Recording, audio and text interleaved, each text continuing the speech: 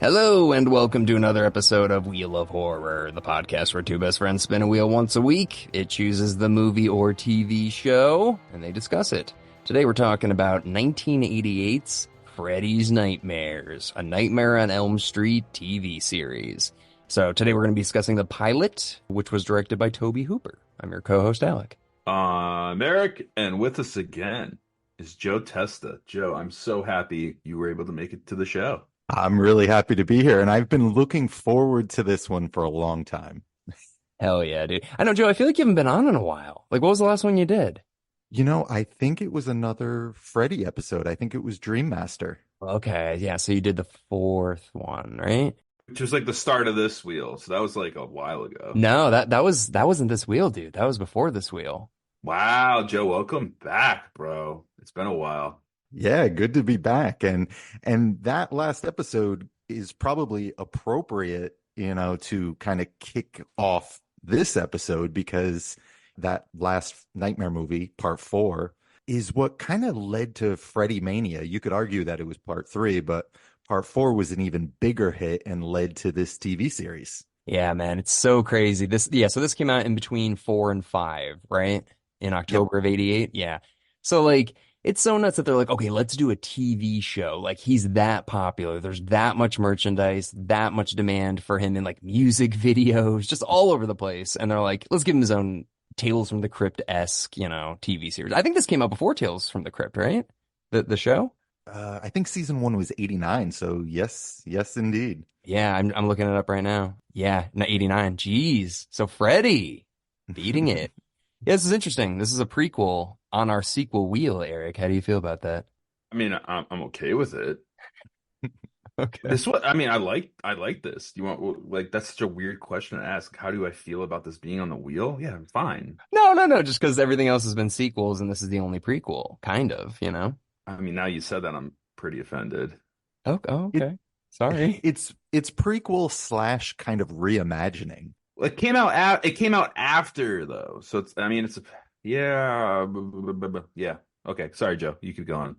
No, it's just it's funny. Like I feel like this was a story we all thought maybe would be told as a movie one day. Like I feel like in those years between New Nightmare and Freddy vs. Jason, or even after Freddy vs. Jason, if we all thought if there was another Freddy movie, like this was the movie it should be, right? It should be that story of who Freddy was before he became the Dream Demon, before he was burned, and that's what they attempt here.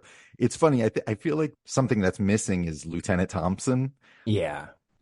John Saxon. I feel like it's weird not having his character here. Yeah. And it's also funny. I don't know if you guys know this, but John Saxon attempted to write, or actually he did write, a Nightmare on Elm Street prequel that I would imagine is not dissimilar to this episode. Obviously, it was never made, but yeah, he wanted to write it himself. Yeah, I did know that. I did know he wrote a draft and it got turned down. And I wonder if maybe because this would have came out after Dream Warriors, if he was like salty about being in it, because it makes no sense. That's not him. Yeah. Or, they just maybe couldn't afford him. I don't think it's any secret that this show was done very quick and very cheap. Right. Well, they got Tobe Hooper. I mean, that's kind of a name for that time, I guess. Yeah, that's true. That's true. Although he was, I feel like, in a rough point in his career. Yeah. I don't want to go down that road too much, but yeah, I think he's coming off like 3 flops in a row with Canon Films, and is just in a point where, yeah, he probably could use. I don't want to say could use the work, but maybe not. He's well beyond Poltergeist at this point. Yeah, no, I do like that he does horror TV though. I did, love the Salem's Lot TV miniseries he did. And then, I like this. I thought this was cool. So, but yeah, Erik, what did you think? I mean, how do you feel being like a big Freddy fan? Do you think that this did it justice, like the prequel for him? I really liked it. I mean, it gives you that feeling, like a nice feeling when you're just like, there's a time and a place for this kind of show. And you show someone young something like this today, and they're just like, I don't care. But I feel like if I was to show a friend this, I'd look like Mickey Rourke and the Wrestler. Like, "Look, watch the show, it's so good." Like, or like a kid who's like 18 or 19. It's like, this show sucks. It's like, no, it's good, man. It's good. And then it was, for the time, it was really good.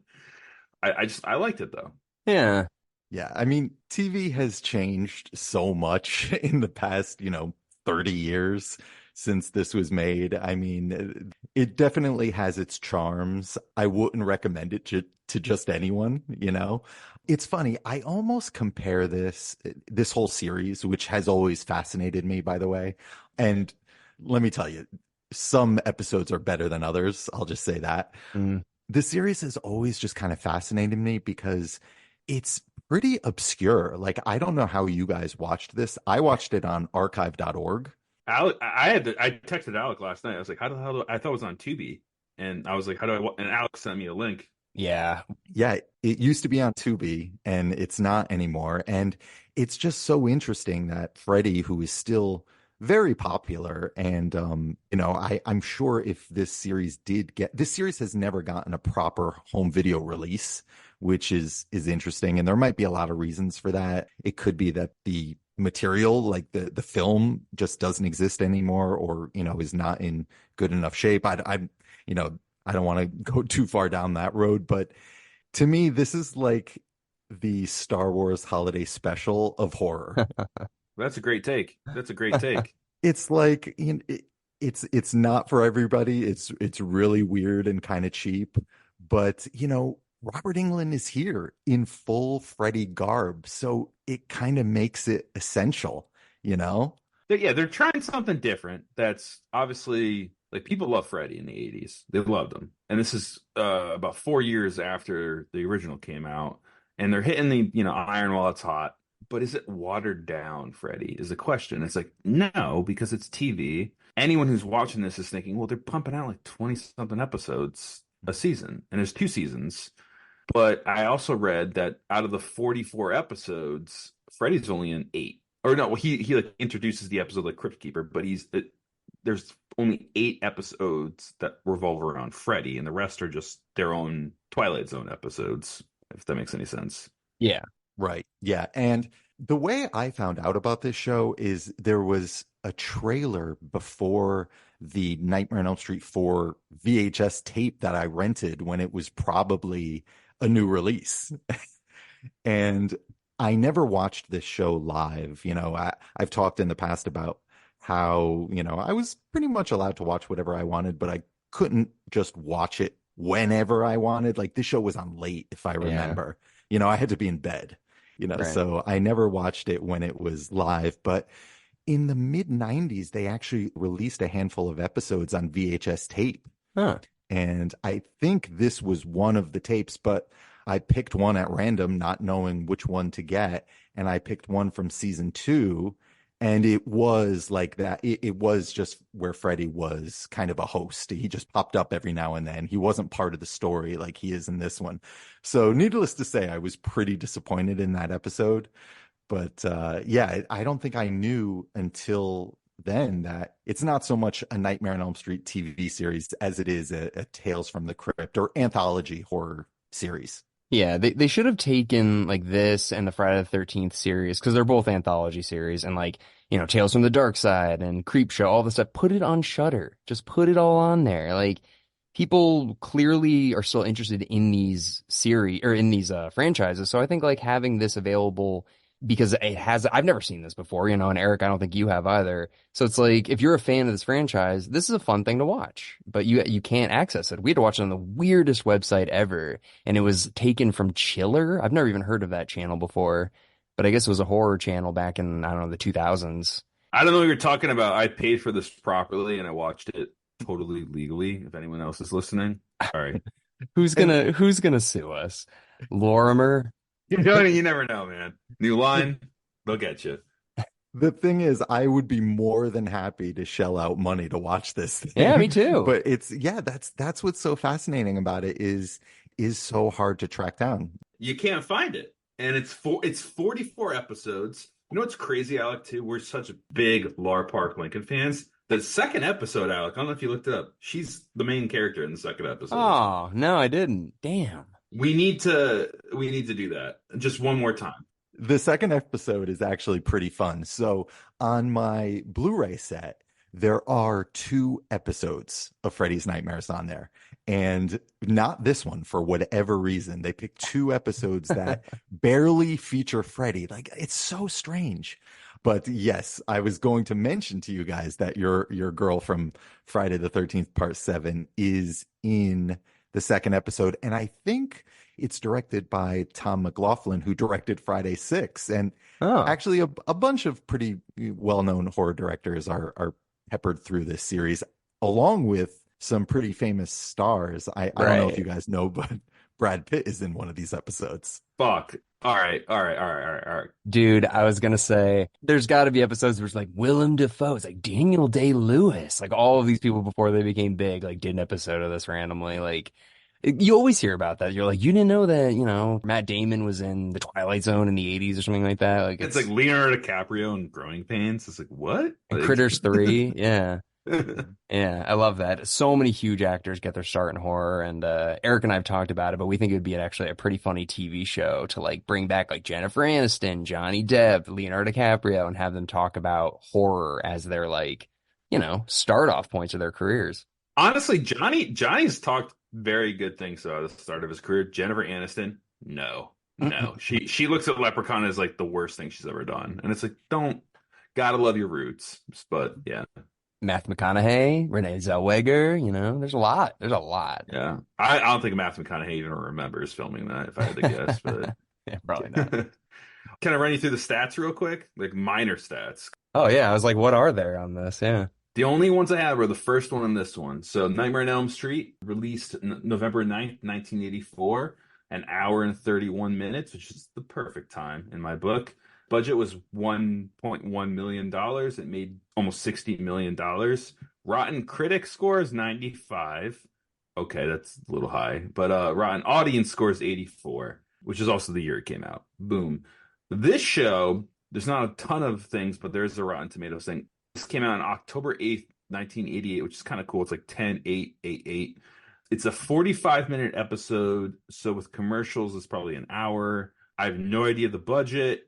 It has 2 seasons with 44 episodes. It has a 38% Rotten Critic score and a 56% Rotten Tomato audience score. And like I mentioned before, 8 of the 44 episodes involve Freddy, and the other ones are just their own entity.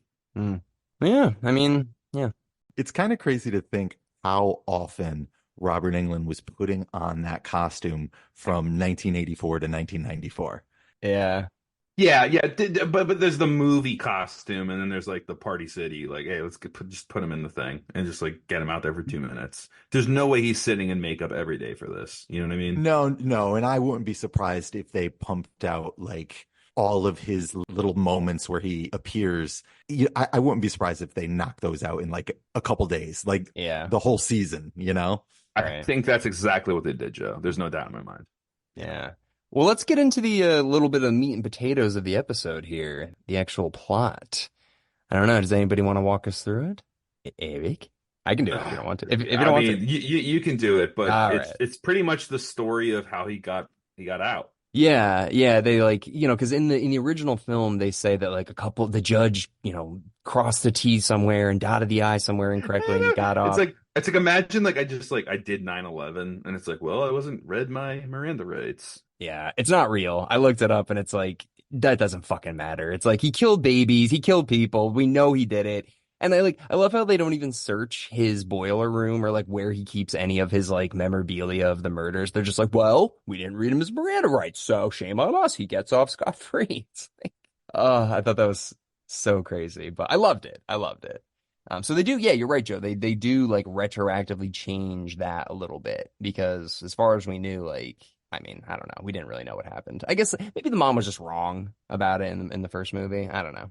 Yeah, I guess the only thing that stands out to me as odd is not having Lieutenant Thompson involved in this and, no mention of Nancy or anything like that. But who knows? New Line might have had their own rules about what they could and couldn't include, and I'm sure John Saxon wouldn't have wanted to do it, but that's like the only thing that I bump up against. Like, this is a little strange. Yeah, he's just totally. I mean, like, for anybody that hasn't seen it, which is probably a lot of people, yeah, Freddy is in court. Everybody knows he did it. Everybody's reading off the horrible things that he's done. And then the judge is like, listen, justice is justice. Like, they didn't read him his Miranda rights, so he's gone. Right now, he's allowed to just leave. And I don't know. I feel like the cops, if that happened, the cops would be following him. There must be some sort of like you're on probation. You can't like an ankle monitor, like anything. But no, they're like, you're good. You know what I appreciated is that they never really show Robert Englund's face. Yeah. He's always like sort of obscured or there's fog, and like I appreciate them trying to keep the mystique. You think that's why it was like Kiss or something? Like, That's exactly what my wife was watching some of this next to me last night, and I brought up Kiss. I was like, isn't it kind of charming that there was a time when you could preserve that mystique for like years and years? Like now, obviously, you would go on their Facebook and you would see what they look like. But, right. there was a time where, you could be mysterious. Yeah, I think that even, goes into the 2000s a little bit because like the Gorillas, you remember that band?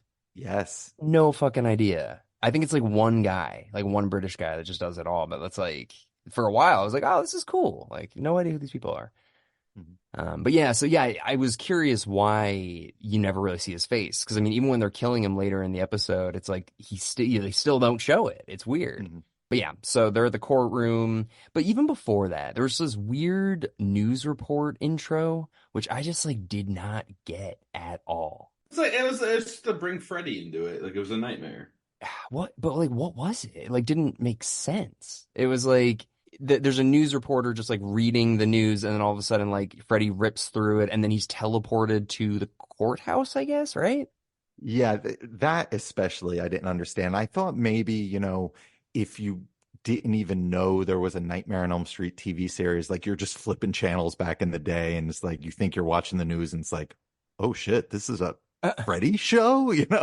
But yeah, I didn't really understand him disappearing and then showing up at the courthouse because we're not in a dream yet, Right. He's not dead yet. so, and I kind of felt bad for you guys because you didn't get to see the super cool Freddy's Nightmares intro, Oh. that is with every other episode, which is, a fun little 30 seconds or whatever. I'll have to look that up. Yeah, I didn't know that existed. Yeah, so they're in the courtroom and Freddy, gets away. We're following this cop throughout the whole series. He's from New York City with his family. They moved to Springwood. And the daughters, one of them like knows about Freddy. Like, well, I guess, yeah, she's one of his victims who got away. Yeah. Okay, never mind. I was thinking he was like haunting her in the dreams, but I was like, why is she like this already? But okay. So yeah, so he has these daughters. The sheriff almost went crazy and killed Freddy when he saw him attacking the daughter. Yeah, so the cop is on edge now that he's like, Freddy got off.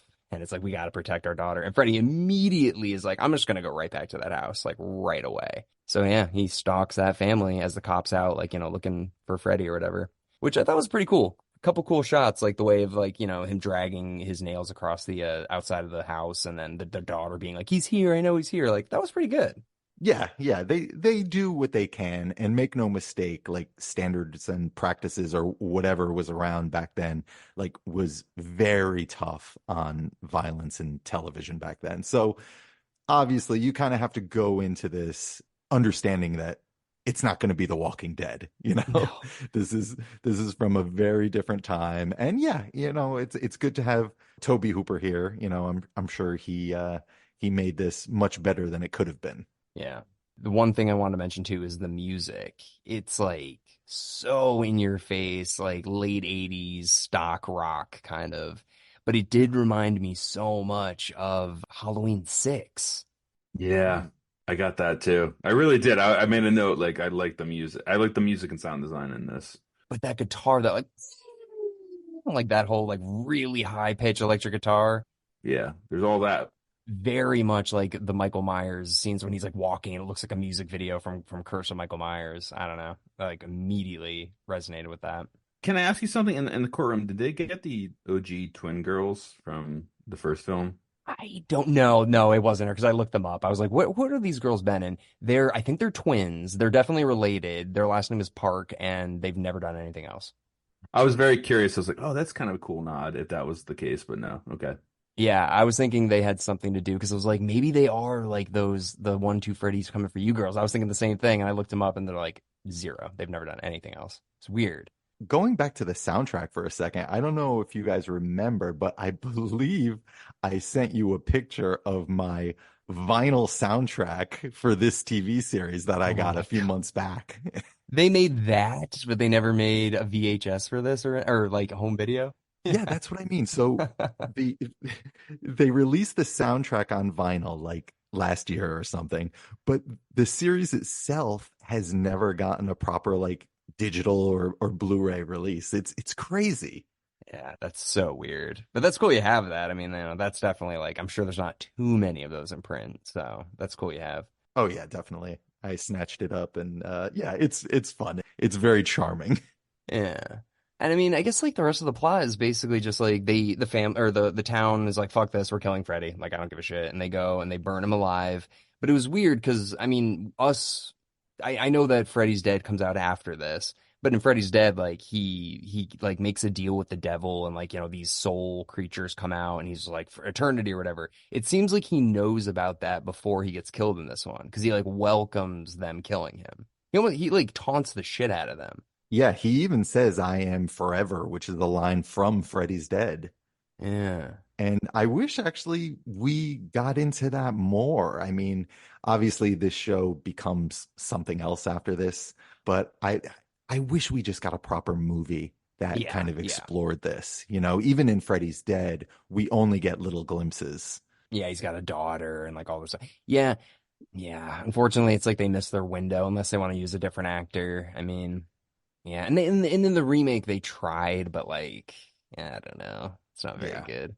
But yeah, I mean, overall, I enjoyed this. I thought it was a nice little like tidbit to add a little flavor to the first one and the back lore of Freddy, and I enjoy the premise of having Freddy introduce it and being like, this isn't one of your nightmares, this is mine. Like I thought that was cool.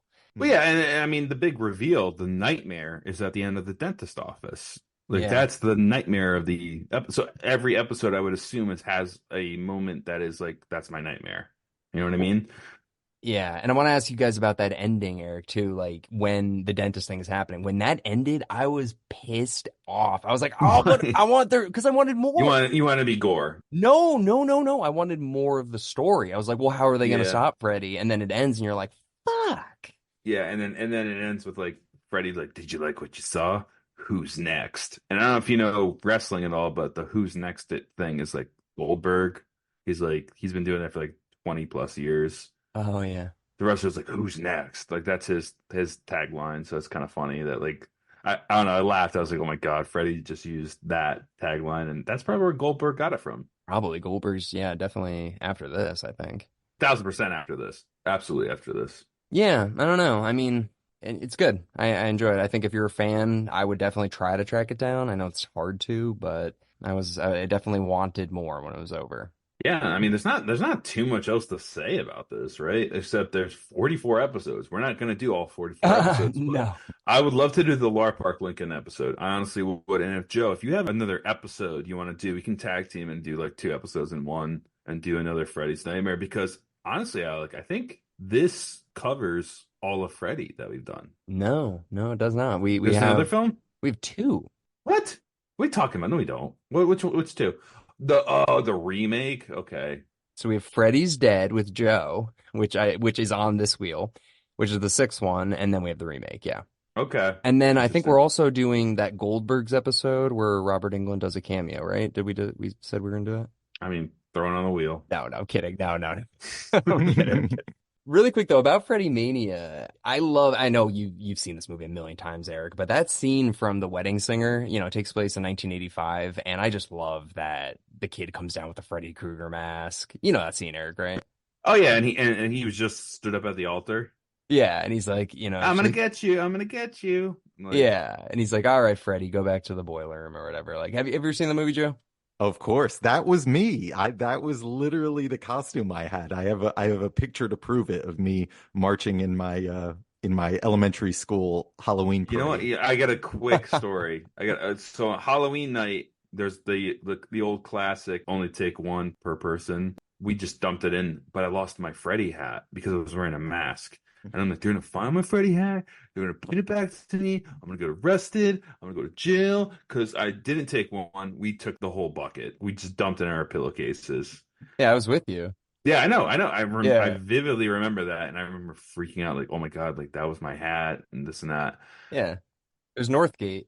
Yeah, but I was Freddy Krueger, Joe, and I had like a mask way too big for my head too. That's awesome. It's funny though, yeah, the joke because you would have been, about the age of that kid, maybe a little bit younger, but that's funny because in the 80s, living through this. Joe, I have to ask you, Joe, too. Did you force your grandpa to watch this? Never this. But we did see Freddy's Dead in theaters together, so I'll get into that when we do that episode. Love it, Oh, dude. yeah. Yes. That'll be next week. But yeah, the other thing is like, I just kind of want to bring this up because this is a short episode. There's not really that much more to talk about, but the idea of Freddy kind of like being targeted towards children is such like a weird concept, like he's a child murderer in an R-rated film franchise, but there's toys, there's like, plush dolls, there's pillowcases, all this stuff for Freddy. No adults buying that, you know? Isn't that kind of weird? Yeah, I mean, well, it crossed the stream of child murderer to pedophile in the new remake, which we'll talk about. But I think before that, it was like he didn't just murder children; he murdered other people too. Who? Who else did he kill besides, I mean, well, teens. He only killed teens. Yeah. But like, you know what I'm saying? Like there, if you look, there's videos online about Freddy Mania. There was like definitely targeted toys towards children of Freddy Krueger. Am I right, Joe? Definitely. And this is actually something I'll get into more when we cover Freddy's Dead, because I think Okay. by Freddy's Dead, they know and they are embracing who their audience is. And I was that audience. I was 10 when that came out. Yeah, and I felt very marketed too. I had Freddy comic books, obviously the costume and everything. Like they were very aware that he was like a superhero. Yeah, he's like the evil superhero that kids love. Like, I can't think of anything else where a kid likes a child murderer as their like hero. It's so fucking weird. I get it, but it's weird. Yeah. And that might seem really strange to people, and fair enough, but I think it just goes to show what a great charismatic actor Robert Englund is. Yeah. He's an 80s icon. I mean, that's it. But also, like, how much the world has changed since this movie came out. Yeah, I can't imagine anything like that ever happening again. Yeah. No, I mean, even like, yeah, like Jigsaw, like there wasn't like 11-year-olds with Jigsaw dolls in the 2000s, like, yeah, it just doesn't happen anymore. Yeah, I think kids will always be fascinated by horror. Certain kids, certain kids will always be fascinated by horror. But the time where, there's talking for a time where they're so explicitly marketing this stuff to kids. Yeah, I can't imagine that. There's nothing like that today. No, it's like Joe Camel. Like that was like, I mean, not really, but kind of. Wow. All right. Well, do you guys have any last minute thoughts on the Freddy's Nightmare pilot? Really quick. Go ahead, Erik. No. I was just gonna say, like, I think it was a great idea concept to just be like, hey, let's go back to when he wasn't dead. Yeah. So anything can go.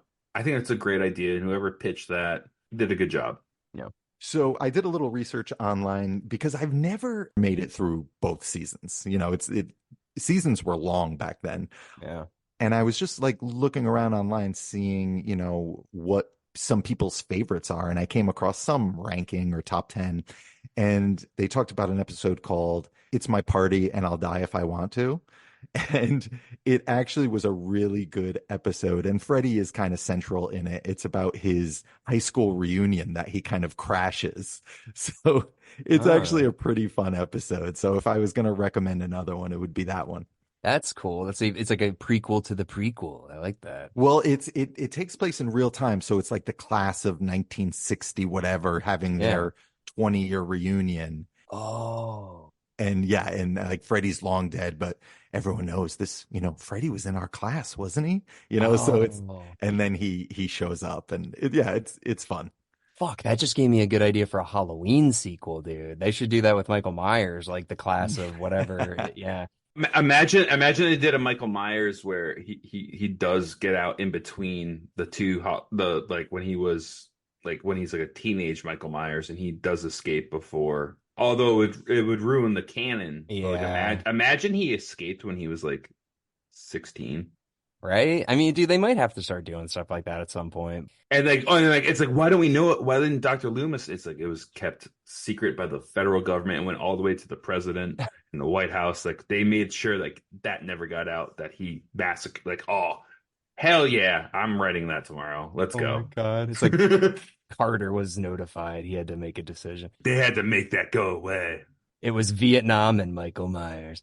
So the last thing I just want to mention too, because you just said that episode is my party and I'll die if I want to. This episode was titled No More Mr. Nice Guy, which is the Alice Cooper song, and Alice Cooper plays his dad in Freddy's Dead. And I'm just like, why is Alice Cooper like so involved? I mean, I don't know if he is in this, but he's just like in the atmosphere of horror with Friday the 13th and this. It's a cool guy.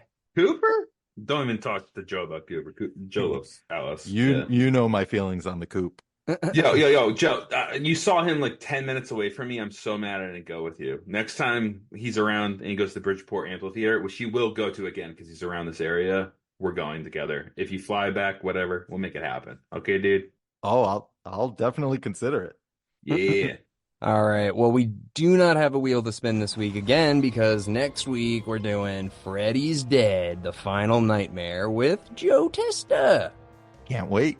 Yeah, this is gonna be nice. We're gonna be finishing off the original Nightmare on Elm Street series, which is exciting, and yeah, getting one step closer to finishing everything. But anyways, everybody, thank you very much for listening in today, and we will see you next week with Freddy's Dead, the Final Nightmare. Woo!